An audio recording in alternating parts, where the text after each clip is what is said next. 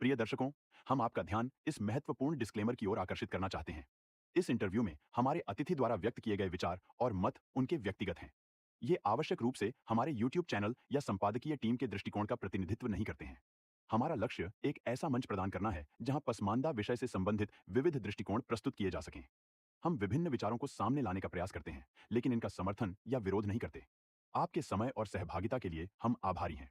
यदि आपके कोई प्रश्न या चिंताएं हैं, तो कृपया हमसे संपर्क करने में संकोच न करें। पसमानदा समुदाय का महत्वपूर्ण अंग होने के लिए धन्यवाद। सादर अब्दुल्ला मंसूर, पसमानदा डेमोक्रेसी। ऐसे भी करके जब वहाँ तक पहुँचते भी हैं तो हमको ऐसी में नहीं डाला जाता है। एक लड़का जो ऐसी वर्ग का है, वो एलिट फैमिली से, मतलब नाम पे ऐसी टैग लगा हुआ है, वो एमपी का बेटा है, एमएलए का बेटा है। गांव में, अगर गांव में लिखिए कि गांव में एमपी एमएलए का बेटा भी नहीं है तो आर्थिक भी संपन्न है, उसके 2 मंजिला घर है, उसके घर कोई आदमी बैंक में काम कर रहा है, पैसा है, कार है, गाड़ी है, वो बंदा जाता है, अच्छे से पढ़ाई करके आता है और वो हमसे कम नंबर लाता है, उसका फसल होता है और हमको ओबीसी में डाल दिया गया। पीड़ा तो देखिए ना सर, अब जो नट मुस्लिम प्योरिटी है इसमें देखिए, जो नट हिंदू है उनको ऐसे रख दिए तुम। अब धर्म का बेकर देखिए, जो नट हिंदू है उसको तो आपने रख दिया। इसमें मुकेश नट नाम है उसका, मुकेश नट, वो इसी में आ गया। वो आदिवासी में क्या बोलते हैं कि क्या वो जिसको अनुसूचित जाति में आता है, शेड्यूल कास्ट में आ गया। हम अगर मान लीजिए मेरा नाम इमरान नट है तो हमको डाल दिया ओबीसी में। अब जब ओबीसी में चले गए तो उसको क्या पता कि हम किस कास्ट में करते हैं। अब तो सबको एक अम्ब्रेला टर्म में डाल दिया गया। अब जो हमारे यहाँ गाँव का यादव है, कुशवाहा है, अब देखिए उपेंद्र कुशवाहा है, उनका बेटा अगर जाएगा तो उनके बेटे के सामने मेरी क्या औकात है। अब देखिए लालू यादव है, वो भी ओबीसी के बेटे हैं, वो तो उनका अगर बेटा जाता है तो उसी मेरे सामने क्या औकात है। मैं एक एग्जाम्पल दे रहा हूँ, मैं उनके नाम जितने भी लोग हैं, शर्मा का लड़का है, उसका हम कहाँ ठहरते हैं। तो मेरी तो पीड़ा यह है कि सर आप पहले हमारे कौम को एससी में डालो यार। आपने हरिजन को एससी दे दिया क्योंकि अगर उसका शोषण हो, कोई आदमी उसको मारे पीटे। लेकिन सरकार तो ये कहती है कि आप जिसको वोट देते हैं उससे उस सरकार से आप कहिए। सर कहा तो बहुत गया, सरकारें यही सरकारें कहीं हंसी आती है। आपने ऐसा सवाल पूछा है, सरकार तो 1952 से आती जा रही है सर। अब हम पढ़े लिखे हैं, क्योंकि जब हम छोटे थे तो हमारा सपना था कि हम आईएएस बने। लेकिन आपके हिस्से का नेतागिरी और आपकी ठेकेदारी तो आपके कौम के जो अगड़े लोग हैं, बिल्कुल बिल्कुल, जो धर्म के ठेकेदार लोग हैं, जो धर्म के ठेकेदार हैं, अशराफ है, खान है, सैयद है, पठान है, वो करेंगे क्या कि आएंगे भाई ये फलान आदमी खड़ा हुआ है, इसको तुम वोट दे दो। तो उन्होंने क्या किया कि देखिए उस पीड़ा देखिए कि उन लोगों ने ना, उनकी एक हेजमनी है, वो जो है ना मेंटली साइकोलॉजिकली वो कहीं ना कहीं आपको पकड़ के रखे हैं। अगर वो आए हमारे पापा को बोले कि शौकत भाई वोट दो बा, तो कुछ वहाँ पर नहीं बोले कि देना है। वो लोग आपको ऐसे पड़ेगा, जब वोट आएगा ना तो दिखाते हैं कि हम इक्वल है भाई, हाथ मिलाएंगे, गले लग जाएंगे, ताकि आपको लगे कि सामाजिक न्याय हमें बराबर वोट दो। जैसे वोट दे गया, अपने फंड, वो जो भी फंड आएंगे अपने लेकर चले जाएंगे। तो हमको उसको समझना है सर, हम दलित हैं, हमें कोई दिक्कत नहीं है, I don't need identity, I am human being. हम दलित से खुश हैं, हमें उससे कोई फर्क नहीं पड़ता सर। हमें हमारी आवाज़ उठाओ यार। हमारी इशू ये है कि हमें जो अधिकार हक मिलना चाहिए, सिंपल सी बात है। हमारे कौम के लोग हक वाली बात जो जी गवर्नमेंट एलोकेशंस का जो कैटेगरी के आधार पर होता है, नहीं, इस पर इसके अलावा बहुत सारी और भी फायदे होते हैं जी जी, माइनॉरिटी के नाम पे जो दिए जाते हैं, फेलोशिप्स हैं, जी जी जी, अलग अलग तरीके के एनजीओज के बेनिफिट्स जो दिए जाते हैं, वो सारा जो अशराफ तबका लेता है। हाँ हाँ हाँ। उसके बाद जो जितने ज़मीनें हैं, जितने बोर्ड्स हैं, उसके सारे मेंबर, सारे उसके चेयरपर्सन, सारा अशराफ। हाँ हाँ, चीज़ें वहीं से बनती है। जी जी जी पॉलिसी जी, जहाँ बन रही है जी जी जी, तो आप पॉलिसी बनने वाले ग्रुप में रहेंगे तो ज़्यादा फायदा होगा ना। जी जी जी। तो उसको लेके आप क्या तो इस मुद्दे पर क्या कहूँगा कि हम चाहते हैं कि हमारे जो कौम के लोग हैं हम उनको सेंसिटाइज करें। तो जब तक जागरूक नहीं होंगे, बहुत सारे फंड वगैरह हम वो जो एक राग लापता है तो आप उसको पीछे आ जाते हैं। तो आपको कैसे लग रहा है कि फिर उसी तरीके तो से दिक्कत तो यही तो सर बाधा है कि जैसे जो लोग हैं ना आगे, कि उनको समझा पाना बड़ा मुश्किल काम है। तो ये काम तो शिक्षा से होगा ना। अगर मान के चलिए कि अभी हम अभी वक्फ बोर्ड वाला है, जी जी, साफ कह रहा है कि नहीं वक्फ बोर्ड पे किसी भी तरीके का हम संशोधन नहीं चाहेंगे। सरकार कह रही है कि वक्फ बोर्ड में संशोधन करके जितने बैकवर्ड और दलित स्टेटस वाले जो मुस्लिम्स हैं उनको भी उसमें शामिल करो। हाँ हाँ जी, तो इसका तो स्वागत, बिल्कुल स्वागत है सर, बिल्कुल होल हार्टेडली स्वागत है सर। बहुत I am really very happy that government of India is bringing this proposal forward, bringing this changes amendment forward, because it will help us, it will benefit us in both. Generally, like suppose for years, for so many years, people are getting benefit of all these things. They do nothing. They keep sitting in the mosque, they keep sitting in a building, and they are really getting the benefits in the name of Muslims, etc. But really, Muslim is not only composed of a single caste. In the Muslim, there are so many castes. So everybody, every caste or sect should be equally benefited. So it's a very good thing. I support them, sir. I salute them. I want to restore my sincere gratitude to them for this kind of noble job, sir. For what? For amendment in our board, of bill. इसके साथ साथ आपको इस पे भी करना चाहिए, आप पढ़े लिखे हैं, आपको लेटर लिखना चाहिए, आपको जाकर मिलना चाहिए कंसर्न लोगों से, क्योंकि देखिए संविधान में और डेमोक्रेटिक स्पेस में संवाद बहुत इंपॉर्टेंट होता है। जी जी जी। आप संवाद नहीं करेंगे, आप अपनी समस्या को लेकर नहीं जाएंगे, तब तक सरकार भी अपनी जो काम कर रही है वो तो कर ही रही है। जी जी जी जी। आपके नाम पे जो लोग लेके आ रहे हैं उनका तो चल ही रहा है अपना जो भी है काम जी, लेकिन आप तक पहुंच रहा है नहीं पहुंच रहा है, आप उससे कितना वर्ष अफेक्टेड हैं, ये जब तक आप बाहर नहीं निकलेंगे, उनको बताएंगे नहीं, सरकार को नहीं बताएंगे, सरकार के जो अधिकारी हैं उनको लिखित नहीं देंगे, जो और जिम्मेदार पदों पर बैठे हुए जो लोग हैं, जैसे मुख्यमंत्री हो गए, प्रधानमंत्री हो गए, उनको आप लिखेंगे नहीं तो उनको फिर पता चलेगा नहीं। सर एक बार मैंने चिट्ठी लिखा था, बता दूँ, एक बार मैंने सीएम बिहार प्रसाद को चिट्ठी लिखा था, और एसएमडी कॉलेज के प्रिंसिपल हैं बाबा अपनीरे हैं रामदास दास जी, उनको लिखा था मैंने। उन्होंने हमारी पीड़ा सुनी थी। वो कहे कि बयान तो पढ़ने में बहुत तैयार हो, और वाकई तुम्हारे जाति के साथ अन्याय हुआ है। अगर तुम एससी में होते तुमको इसका लाभ मिला होता, कम नंबर पर भी तुमको नौकरी मिल जाती और तुम इसके हकदार हो। तो मैंने माननीय मुख्यमंत्री को चिट्ठी लिखा, जो तत्कालीन मुख्यमंत्री नीतीश कुमार को चिट्ठी लिखा। वहाँ से रिप्लाई भी आया कि सर किसी कास्ट विशेष को एससी एसटी या किसी वर्ग रखने का जो अधिकार है, क्षेत्राधिकार है, वो भारत सरकार के अंदर में है। उनको चिट्ठी लिखी। तो हम चाहते हैं कि ये बात को हम चिट्ठी वहाँ तक पहुँचाएँ, और हमने इस बात इस चिट्ठी को मैंने पीएमओ को भी लिखा। मैंने आपको एक साइट है, उस पर जाकर मैंने लिखा चिट्ठी, कोई जवाब आया? कोई जवाब नहीं आया सर। तो आपको जाके खुद भी ये अपॉइंटमेंट लेके मिलना चाहिए, क्योंकि आप एक पढ़े लिखे व्यक्ति हैं और अपने समाज को आप रिप्रेजेंट करते हैं। जी जी। आप एक ऐसे समाज को रिप्रेजेंट करते हैं जिस समाज के लोग बहुत कम पढ़े लिखे हैं, जिनको अपने अधिकार के बारे में पता नहीं है। जी जी। तो आपको मुख्यमंत्री से भी मिलना चाहिए जाके, और कोशिश करना चाहिए प्रधानमंत्री से भी जाके मिले। जरूर जरूर, मौका मिला जरूर जाऊंगा। संवैधानिक जो राज्य है, संवैधानिक जो सत्ता है, उसमें जनता महत्वपूर्ण होती है जी, और जनता अपने जो मालिक है जी जी उससे मिलेगी नहीं तब तक चीज़ें बहुत क्लियर नहीं होती है। बिल्कुल सर, कोशिश करेंगे सर, अगर हमें मौका मिलेगा तो मैं वो जरूर जाऊँगा। अगर मैं अगर अच्छा, ये जो समाज की जो संस्कृतियाँ रही हैं, that is called composite culture in English. True true true true. So how do you feel yourself interconnected with this term and the culture which is we are observing and feeling day-to-day life in the society? See, I feel myself a true Indian, true Bharati. I feel Bharati culture. Irrespective of a Muslim, generally the women of my family, they wear sari. We people are also wear like, the simple cloth. Like we don't have any identity or any symbol of so-called Muslim elite, etc. Like topi and sherwani, etc. I believe in the all like I am a true Bharati. I believe in Ganga Jamuni Tehzeeb. You know, Bismillah Khan. That fellow was from Gumrah, and he used to play like Sahnai at the banks of Ganga river. So I believe in that kind of like identity. I don't want to polarize myself or show myself as a so-called pious Muslim star. I don't believe in any kind of piety kind of thing. Piety is in there inside your heart, man. You may be holy, but you don't need to expose yourself. You don't need to show yourself. So I believe that even if I am living with my Hindu brother or Hindu sister who is wearing sari, my wife too will wear sari. And in that, the sari is a perfect attire for Indian Nari. So I believe in that things. I am so proud of my Indian culture, Indian identity. So in one hand you are appeasing the Indian culture, true. Composite culture. Yeah, true. On the other hand, your other Muslim fellow like the Ashraf, you are imposing the Arabic culture. Sir, see how we are Indian. Government of India pays us, government of India gives us facility. So what I have to do with the Arab culture? Arab has their own culture. If you go to Arab, see their geographical condition, hot and humid. So people have to cover themselves from head to toe. But in India, there are so many different geographical locations. Based on that, people have their own attires. So why should I follow them?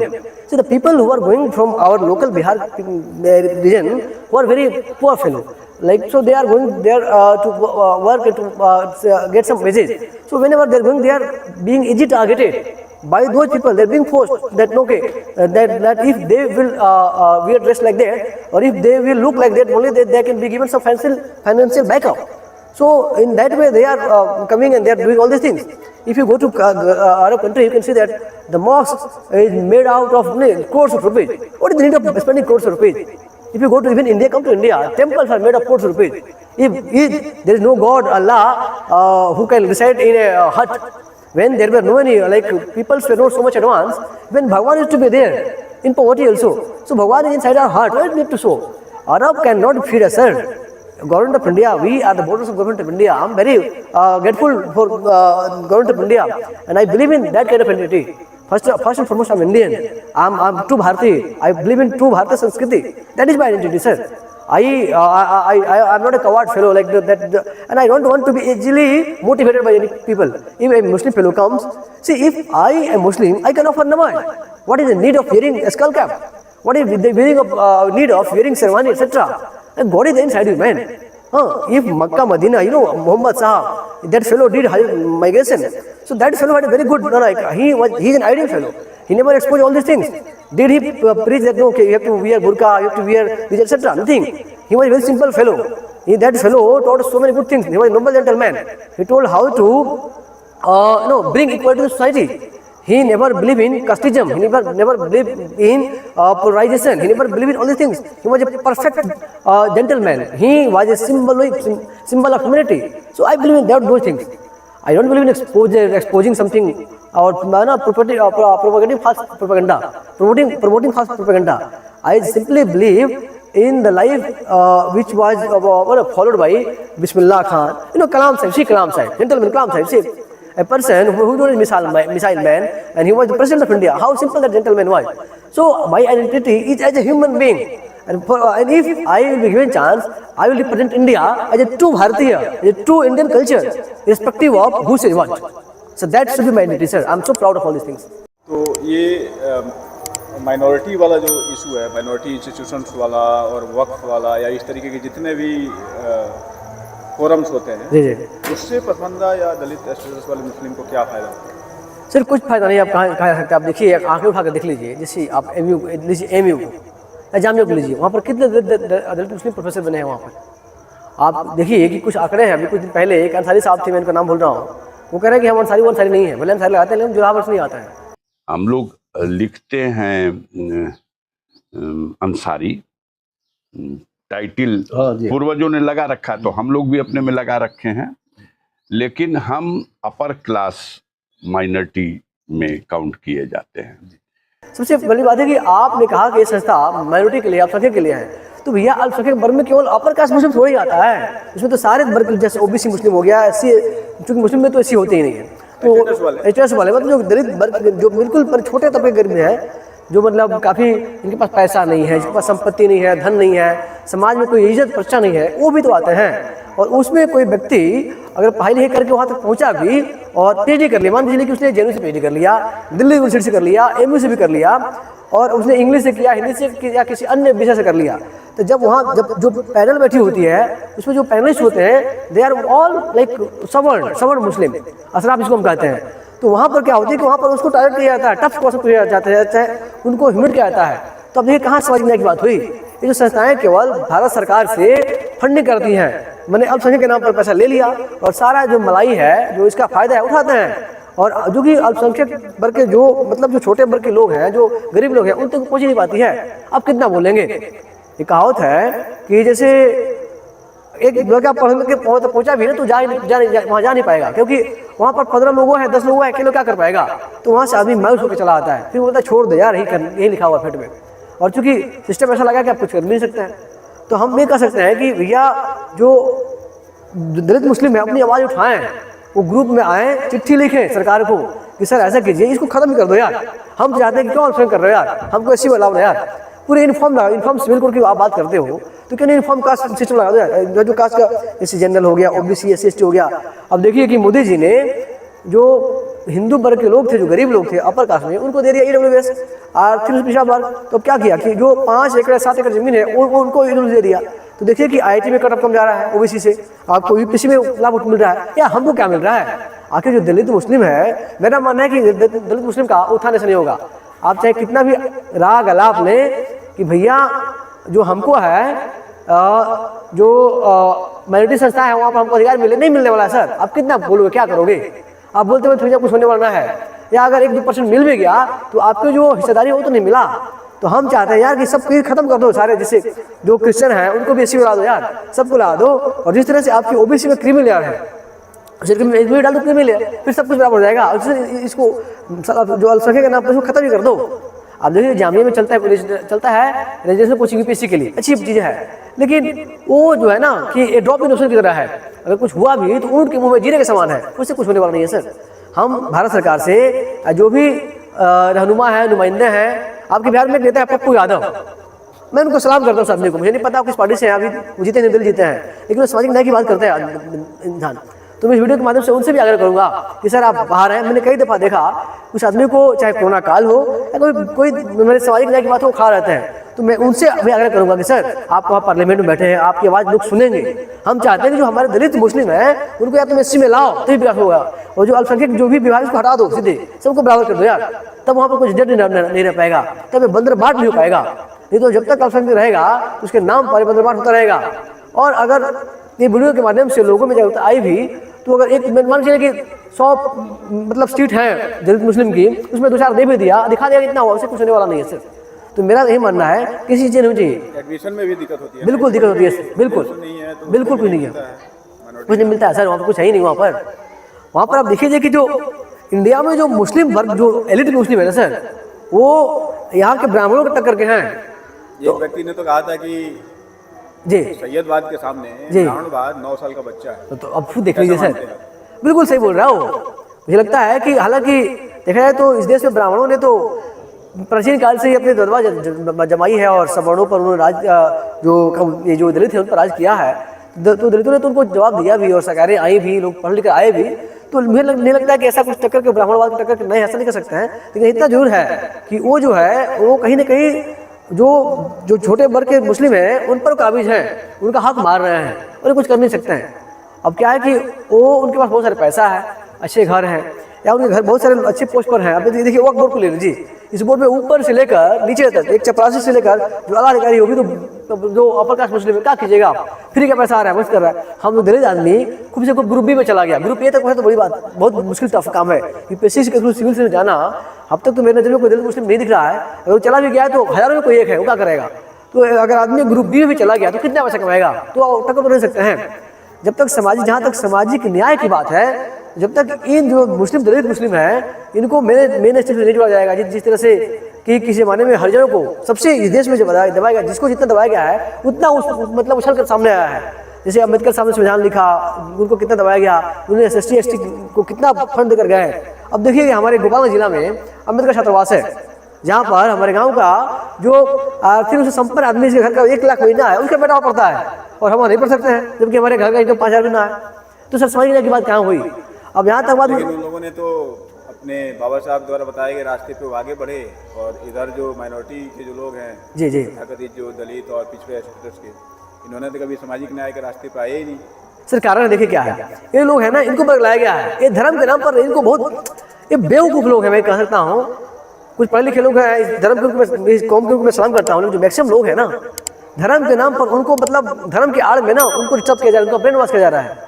भैया क्या है, जैसे कि कहा गया कि भाई आप मुस्लिम हो तो आप पहले कुरान पढ़ो, आप पहले मदरसा में भेजो, अरबिक पढ़ाओ, ठीक है भाई कुरान पढ़ो यार, क्या आता है कुरान तो पढ़ लिए, तुम समझे क्या क्या कह रहा है। अगर मैं कहूँ कि व्हाट आर यू डूइंग, इसका हिंदी में तो तुम क्या कर रहे हो, लेकिन कुरान में जो तुम वाक्य पढ़ो तुम उसका अर्थ नहीं पता यार, तुम तो अट्टा मारते चले जा रहे हो, उसको समझो ना यार, तुम समझे मुझे नहीं, तुम्हारा विकास कहाँ होगा। तुमको कहा कि नहीं अल्लाह ने कहा तो कीजिए, अल्लाह ने भाई अल्लाह है तो है यार, रहने दो यार, अल्लाह भगवान कोई भी ये बोलिए स्पिरिचुअल पावर, ही बोलिए पार्ट ऑफ मेडिटेशन, उससे तुम्हें मिलेगा। लेकिन उन लोगों को क्या किया गया ना कि अपर कास्ट जो मुस्लिम है उसने अपने बेटा को MA भेज दिया, जामिया भेज दिया, हार्वर्ड भेज दिया। अब देखिए इरफान हबीब साहब हैं, जाने माने इतिहासकार हैं, और उन्होंने आप देखिए सबसे अहमद खान जी है, आप उन्हें कई नजर देखेंगे यहाँ पर वो दलित मुस्लिमों के कहीं न कहीं खिलाफ थे वो। तो हम कैसे कहेंगे सर आपने बहुत बड़ा मतलब काम किया है, हम आप हमारे अनुभव कैसे हुए, हम डार्क में हैं सर। जब आप रिसर्च करेंगे तो पता चला कि जो तथा जो सो कॉल्ड मुस्लिम वर्ग के लोग हैं उन्होंने केवल अपने अलाप गया सर। जब जो दलित मुस्लिम है उसका विकास तब तक नहीं होगा जब तक वो ये जो अपर कास्ट मुस्लिम को हटाएगा, भाई हटो यहाँ से, तुम्हारा विकास तभी होगा यार जब तुम पढ़ोगे, तुम क्वालिटी लाओ, तुम इंग्लिश पढ़ो, तुम साइंस पढ़ो, तुम हिंदी पढ़ो, तुम अरबी पढ़ लो, कुछ नहीं है, लेकिन अरबी को ढंग से पढ़ ले यार। अगर हमें जानना होगा कि इस्लाम धर्म क्या है तो मैं किसी मुल्ला से नहीं पूछूंगा, मैं जाऊंगा जामिया में, वहाँ पर एक स्ट्रीम है BA इन इस्लामिक स्टडी, वहाँ पर पढ़ाया कि इस्लाम कल्चर क्या है, हिस्ट्री क्या है, इस्लाम कहाँ से उभरा, इस्लाम के प्रिंसिपल क्या है, तो जान पाओगे ना। जो यहाँ का तो मुल्ला है वो खुद ही मदरसा से पढ़ा है और पूरा कुरान रट गया है, बिना इसमें को कहा क्या रहा है भाई। जैसे क्या ना, जैसे मान लीजिए कि शिकारी आएगा, जाल बिछाएगा, डांड डाला के फंसने मत फंस गया। तो जो सबसे बड़ी पीड़ा इस कौम की है, जो दलित लोग हैं, वो टोपी लगा लेगा, जाकर नमाज पढ़ लेगा। नमाज पढ़ो कोई दिक्कत नहीं है, उसे तुम्हें शांति मिलने अच्छी बात है, लेकिन नमाज पढ़ने के नाम पर यार तुम्हारा सब कुछ शोषण हो रहा है। Everything start from the brain. अगर तुम्हारा ब्रेन ही इंस्लेप्ड है तुम क्या सोचोगे यार, आप फेंक दो यार, कार्ल मार्क्स को फॉलो करो, कार्ल मार्क्स को उसने कहा था पढ़ो लिखो आगे बढ़ो, जेल जाओ। और जो धर्म को बोले तोड़ दो। Think as a human being, think as a intellectual, think as a logical fellow, only then you will be successful person in your life, and that is the ultimate solution for your upliftment. That can only help you by taking you from this slumber, or by taking from this kind of problems. This is the ultimate solution. ये जो लोग हैं ये जब तक धर्म का चोरा नहीं फेंकेंगे, मैक्सिमम लोग यहाँ हाल है, लड़कियां पढ़ने बहुत ही तैयार हैं, पढ़ती है सीबीएसई बोर्ड से 10th पास कर ली, आगे के लिए कहाँ चली गई, किसी माइनॉरिटी में चली गई संस्था में, और वहाँ गई तो पढ़ाई तो बहुत दर्जे का है, सोच रहा हूँ पर ब्रेन वॉश किया जा रहा है सर, तो इससे तो बाहर आ यार, जेनू जाओ, जेनू जाओ, वहाँ पर तुम्हारा ब्रेन पूरा मेंटली ब्रॉडली तुम मतलब ब्रॉड में तुम सोचोगे। तो इस कौम का विकास तभी होगा जब आप धर्म को चलो हटा दोगे और एक निष्पक्ष भी सोचोगे, और एक मतलब कुछ तभी कुछ तुम्हारा बढ़िया होने वाला है, तरीके से सोचोगे। जी बिल्कुल, जी जी जी जी। और ये जो अल्पसंख्यक जो मंत्रालय है ना सर, हम तो इसी से चिढ़ा सर, सच पूछिए, जब से मेरा होश संभला, हमें तो पहले कुछ पता ही नहीं था, और हमारे पापा को जब हमारे घर में कोई पढ़ा लिखा था ही नहीं, तो उसको क्या पता है। जैसे अभी आप आए वक्त बोर्ड पूछिए तो नहीं बता रहे थे कि उनको क्या पता वक्त बोर्ड क्या होती है। तो ऐसी बहुत सी चीज़ें हैं जो लोगों को पता ही नहीं है, और ऊपर बंदर बाट हो रहा है, वोट हम दें मलाई चाहे।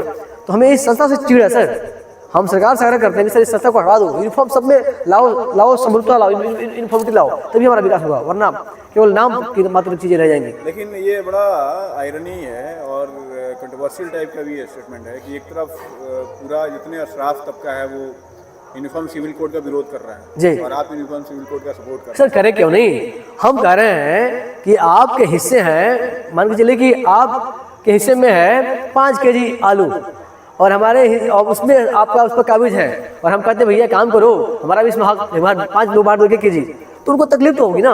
आप कहने मतलब कि फंड आ गया 1 करोड़ रुपये का, तो 1 करोड़ रुपया अगर, चूंकि वो जब तक ये संस्थाएं रहेंगी तो 1 करोड़ रुपये का लाभ उठाएंगे। एक तो आंकड़ा 1 करोड़ क्या, कितनी बहुत बड़ी फंड आती हैं, तो उनको तो इस बात से तकलीफ है कि जब सब कुछ ध्वस्त हो जाएगा, जब सिस्टम नए वित्त से बनाया जाएगा, तो इस सबको सामाजिक न्याय मिलेगा, इसका बेटा ही पढ़ेगा, ये भी अच्छा कमा बनेगा, ये भी मतलब भाषपुष हो जाएगा, मेंटली स्ट्रॉन्ग हो जाएगा, इसका बेटा भी एक्सपोर्ट जा सकता है, ये सब पढ़ सकता है। तो चिड़ तो वहाँ से है ना सर। जो छुआछूत की बात है वो आप पूरे वर्ल्ड हिस्ट्री देखिए, चाहे वो अमेरिका में काले गोरे का भेद हो, चाहे वहाँ पर अफ्रीका में क्या अपार्थिड हो, आपको जो थे नेल्सन मंडेला साहब थे, ठीक इंडिया में वही चीज़ें है ना। अब इंडिया में क्या है कि इंडिया में एक ही चीज़ दिखता है, दलित दलित दलित शूद्र हिंदू धर्म, लेकिन किसी ने इस पर रिसर्च ही नहीं किया। लेकिन ये तो आपकी जो ठेकेदारी लिए बैठे हुए थे माइनॉरिटी के जो जी जी जी जी, ये तो सवाल उनसे कीजिए सबसे पहले। बिल्कुल करेंगे सर, इस वीडियो के माध्यम से हम लोग देना चाहते हैं करना जवाब सर, आप हटिए सर, आप हमारे मतलब अल्लाह अहमद बनिए। एक नारा भी है, उस नारा को लगाइए जी, शेख सैयद मुगल पठान गद्दी छोड़ो भाईजान। शेख सैयद मुगल पठान गद्दी छोड़ो भाईजान, बिल्कुल सर। देखिए सर, आप हमारे रहनुमा नहीं है सर, आपके ब्रेन से मेरे मुंह से जो निकले हुई सदाकत है, मेरे मुंह में तुम्हारी जबान थोड़ी है। रात इंदौर के तुमने कहा था ना, तो हम चाहते हैं कि सर हमारे पास खोपड़ी है सर, हमारे पास ब्रेन है, भेजा है सर, आप कहाँ ठेका लिए पड़े हैं सर, इतना क्यों चिल्ला रहे हैं सर, अपना लंग बेकार करना छोड़िए ना सर, हम पढ़े लिखे लोग कर लेंगे, सरकार को अपनी काम करने दीजिए। हम भारतीय जनता पार्टी के बहुत मेरे को प्यार है, सरकार नई से सोच रही है, और बाकी सर बहुत अच्छा काम है। कुछ लोग कहते थे कि बीजेपी पार्टी मुस्लिमों के हितैषी नहीं है, उन्हें नहीं पता है, कांग्रेस पार्टी तो 1992 से रही सर, 1952 से रही, अब तक कहाँ की, केवल वोट ले ली। केजरीवाल साहब भी देखिए दिल्ली में थे ना, कहाँ कुछ हुआ, आए इस पार्टी के लिए केवल टोपी पहना खाना खाए चले गए। यार कोई ठोस काम तो करो, अगर सरकार कोई ठोस काम कर रही है जिससे एक बहुत बड़ी फ्यूचर में क्रांति आने वाली है, बदलाव आने वाला है, उसका स्वागत किया जाना चाहिए सर। हम बहुत खुश हैं कि पार्टी जो केजरीवाल कृष्णन की कोई रिपोर्ट उस पर है, वो चला रही है कि वो देख रहे हैं कि स्थिति क्या है मुस्लिमों की, शायद वो कुछ 1 साल में एक रिपोर्ट आने वाली है, और शायद मुझे उम्मीद है कि इस रिपोर्ट में बेस्ट प्रसाद हमें कौन को अच्छी दर्जा मिल जाए, और ये अपने आप में एक मील का पत्थर साबित होगा सर, एक बहुत बड़ी मतलब सफलता मिलेगी हमारी कौम को। इधर से मतलब PWS आया जहाँ, और जिससे बहुत हमको मिल गया, वैसे ही हम बड़े खुश हैं कि सरकार वक्फ बोर्ड में भी संशोधन कर रही है, और वक्फ बोर्ड में संशोधन अच्छी बात है, इंक्वायरी कमेटी केजरीवाल का अच्छी बात है, और मैं चाहता हूँ सर यूनिफॉर्म सिविल कोड आए सर, तभी हो सकता कुछ हो सकता है सर। और उन तमाम लोगों से जो ठेकेदार बनने बैठे हैं उनसे आग्रह करता हूँ सर, आप चिंता न करें, हम कम कर लेंगे, सरकारों को अपनी काम करनी है सर, हम पढ़े लिखे लोग हैं, I'm post graduate English literature from Pondicherry University, and moreover I'm a teacher out here, so I know the things very clearly. I know what my rights are and how I am capable to defend myself at any platform, sir. I'm very thankful to you that you were involved in this kind of polarization. Like you were my leader. You have been my leader for such a long period of time, but you did not lead me, sir. You only led for your own benefit. So I have now understood your vested interest. So please keep aside your all vested interest and let me move forward. Let me defend for myself. Let me defend for myself, sir. That is all I want to request to these people. That I want to give a very clear message, sir. Please don't think too much about you in the garb of your vested interest. I am capable myself to defend for my own community and for my own people. That's all I want to say to the people.